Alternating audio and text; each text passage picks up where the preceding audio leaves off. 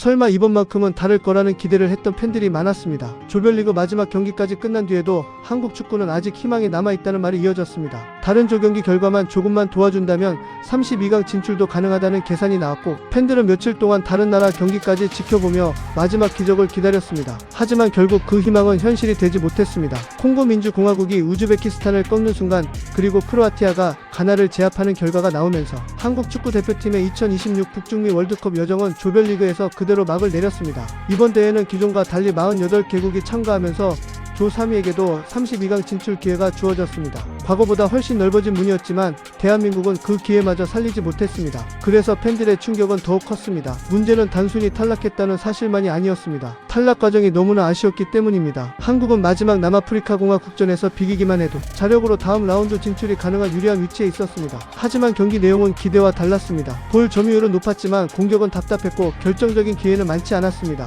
오히려 상대에게 역습을 허용하며 실점했고 결국 0대1 패배라는 뼈아픈 결과를 받아들여야 했습니다. 축구에서 점유율이 승리를 보장하지 않는다는 사실을 다시 한번 보여준 경기였습니다. 숫자만 보면 한국은 공을 오래 소유했지만 실제로는 상대를 위협하는 장면이 부족했고 슈팅 숫자에서도 오히려 밀렸습니다. 팬들이 가장 답답하게 느낀 부분도 바로 여기에 있었습니다. 공은 계속 돌았지만 경기의 흐름은 가져오지 못했습니다. 이번 대회 내내 한국 대표팀은 개인 능력에서는 충분히 경쟁력을 보여줬다는 평가도 있습니다. 일부 선수들은 세계 무대에서도 통할 만한 움직임과 기술을 보여줬고 순간적인 장면에서는 희망을 남겼습니다. 하지만 축구는 결국 팀 스포츠입니다. 조직력이 흔들리면 개인 능력만으로는 한계를 극복하기 어렵습니다. 실제로 경기마다 압박 타이밍이 맞지 않았고 수비 간격도 불안했습니다. 공격 전개 역시 일관성이 부족했고 후반으로 갈수록 상대에게 주도권을 내주는 장면이 반복됐습니다. 이런 모습은 단순히 한 경기의 문제가 아니라 이번 대회 전체에서 공통적으로 나타난 현상이었습니다. 그래서 비판의 화살은 자연스럽게 홍명보 감독에게 향하고 있습니다. 감독 선임 당시부터 절차를 둘러싼 논란이 있었고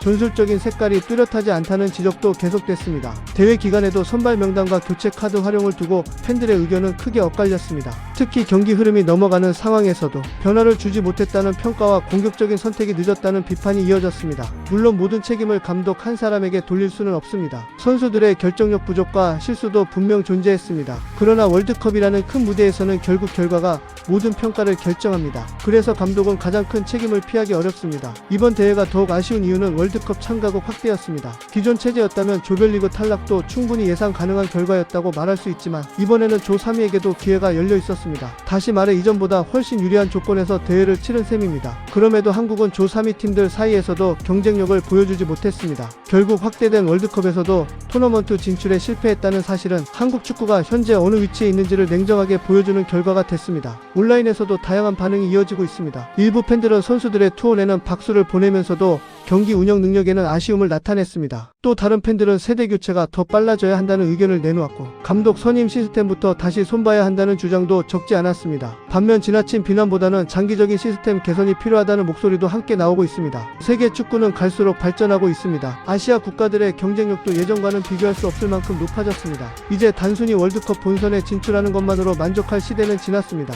더 정교한 전술과 안정적인 선수 육성 그리고 일관된 대표팀 운영이 함께 이루어져야 국제 경쟁력을 유지할 수 있습니다. 이번 탈락은 단순히 한 번의 실패가 아니라 한국 축구 전체가 다시 방향을 고민해야 하는 신호일 수도 있습니다. 앞으로 가장 큰 관심은 홍명보 감독의 거취와 대한축구협회의 선택입니다. 감독 체제를 유지할 것인지 새로운 변화를 선택할 것인지에 따라 한국 축구의 다음 4년이 달라질 가능성이 큽니다. 선수단 역시 이번 경험을 바탕으로 부족했던 부분을 얼마나 빠르게 보완하느냐가 중요합니다. 월드컵은 끝났지만 한국 축구의 과제는 이제부터 시작이라는 말이 나오는 이유도 여기에 있습니다. 실패를 인정하고 냉정하게 분석할 때만 다음 도약도 가능합니다. 팬들의 응원은 결과가 좋을 때만 존재하는 것이 아닙니다. 실망스러운 순간에도 더 나은 미래를 기대하기 때문에 계속 이어지는 것입니다. 이번 탈락이 한국 축구의 끝이 아니라 새로운 출발점이 될 수 있을지 그리고 이번 경험이 다음 월드컵에서는 어떤 변화로 이어질지 많은 축구 팬들의 시선이 모이고 있습니다. 앞으로 이어질 대표팀 개편과 감독 거취, 선수단 변화까지 모두 한국 축구의 미래를 결정할 중요한 변수로 남아 있습니다. 지금처럼 빠르게 변하는 축구 이슈와 대표팀 소식을 계속 가장 빠르게 확인하고 싶다면 구독과 좋아요 부탁드립니다.